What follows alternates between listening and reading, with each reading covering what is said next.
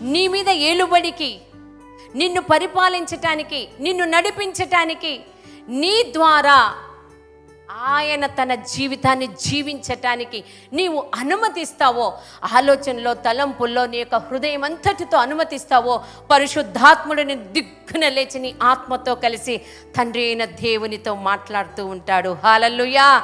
అదే నీ నోటిలో దేవుని మాటగా ఉండి నీవు పరిశుద్ధాత్మ ద్వారా ఎప్పుడైతే నీవు మాట్లాడుతూ ఉంటావో, అన్య భాషల ద్వారా నువ్వు మాట్లాడుతూ ఉంటావో, దేవుని హృదయంలో ఉన్నటువంటి మర్మములను నీవు గ్రహించుకుంటూ ఉంటావు. దేవుని మర్మాలు ఎప్పుడైతే గ్రహించుకుంటూ ఉంటావో, ఏదైతే నిన్ను బలహీనపరుస్తుందో దిగ్గున లేచి ఆయన బలముతో నీవు సమస్తమును నెరవేర్చుకుంటూ ముందుకు సాగగలుగుతావు.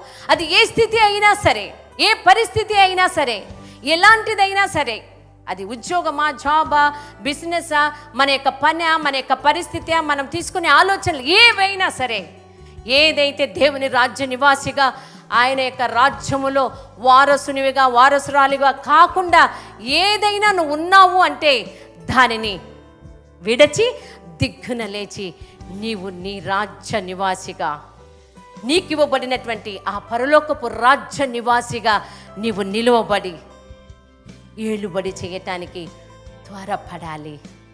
నేను నా రాజు యొక్క కుమార్తెను, నా తండ్రి రాజాది రాజు, నా తండ్రి ప్రభువులకు ప్రభువు. నీ నోటితో ఇది తెలియపరచాలి. ఎప్పుడైతే నీ నోటితో తెలియపరుస్తావో, ఏదైతే నీ ఆలోచనలో, తలంపుల్లో, హృదయములో నిన్ను మోసపరుస్తూ, నిన్ను బలహీనపరుస్తూ, నిన్ను కృంగదీస్తూ, నిన్ను బలహీనపరుస్తుందో, అది ఏం చేస్తుందో తెలుసా? పారి ఉరుకుతుంది. ఎందుకు అంటే, ఎప్పుడైతే వాక్యమైనటువంటి ఆయన శరీరం దాల్చి శరీరంగా వచ్చి ఆయన వెళ్తూ ఉన్నప్పుడు చీకటిలో ఉన్నవారు ఏం చూశారు? వెలుగు చూశారు. మరణ ఛాయలో ఉన్నటువంటి వారికి ఏమొచ్చింది? జీవం వచ్చింది. హల్లెలూయా. ఎప్పుడైతే ఆయన మాట నీ నోటిలో నుంచి వెడలుతుందో, ఏదైతే నిన్ను చీకటిలో, ఏదైతే నిన్ను కృంగదీస్తుందో, ఏదైతే నిన్ను ఇబ్బంది పెడుతుందో, ఏదైతే నీకు నష్టం చేకూరుస్తుందో, ఏదైతే నిన్ను కన్ఫ్యూజన్లో పడేస్తుందో, ఇమ్మీడియట్గా అది వెళ్ళిపోయి దేవుని యొక్క సమాధానం నిన్ను ఏలుతుంది. ఆ పరిస్థితుల్లో ఆయన యొక్క సమాధానం, ఆయన యొక్క పరిపాలన ఉంటుంది కనుక మిగతా అపవాది యొక్క కుయుక్తికి ఏమాత్రము స్థానము ఉండదు.